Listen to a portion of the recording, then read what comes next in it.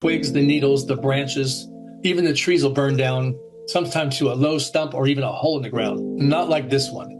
This was the big Coffee Park fire in Santa Rosa, where 4,700 homes were turned to white ash. And look at the trees. Why aren't they missing along with the houses? Many of these are pine family relatives. Those are eucalyptus back there, the round ones. Those are so flammable.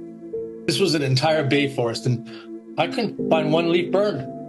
And somehow the leaves turned black. You notice the bottoms of these little suckers here, they're black. Almost every tree here is a bay. They didn't burn, but the ground did. It's only a grass fire here. You can tell this was just grass, and it might have even been kept up. I don't see one burned tree. Nothing wanted to burn that day, just the house. Ponderosa pine forest. Little short ones and everything. Where the flames are in the needles, they refuse to ignite. Here's your eucalyptus. It's down in the flames, refused to burn. The two fire captains told me in their combined 60 years, they've never, ever seen a window melt out. Incidentally, every fire I've been to, all these 120 trips, not one window has been intact. Every single one has melted out, no exceptions. There's your aluminum. What's melting it this far away? What's keeping it flowing? These things will flow 20 or 30 feet from a car when there's nothing on the ground to keep them melting. That's a high temperature, but they keep flowing right across the dirt. Here's a fence line. They all look like this. Burn at the nails, burn at the ground. The only place they burn is at the ground and wherever the metals were. What fire does that? A normal fire would burn the post from the bottom up, not skip spots. No, they favor the metals, of course.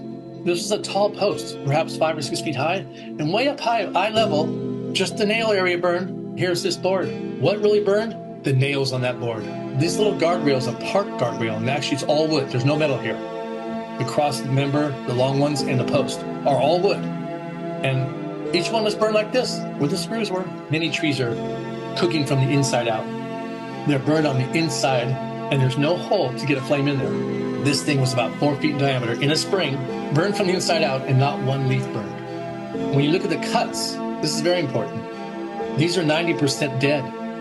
They should not have that heartwood. The dark area is the heartwood. It shows me these things were cooked from the inside out. Here's a soil bag. It still had soil in it. That was there. The tennis shoe was there. And you see the black. There's black everywhere. A cushion for your chair. I see this chainsaw in the back of this pickup truck. The window melted out at 2,500 degrees. All the tires burned completely, leaving the slinky-like steel belts. That plastic should be gone completely, down to the metals. Didn't happen. There's so much white ash in some of these photos. It looks like the heat would have been really intense. However, it didn't reach very far. Why is that? Why is everything reduced to white ash versus... Well, I'm going to have to say it's because of the extreme heat. It's a different kind of flame.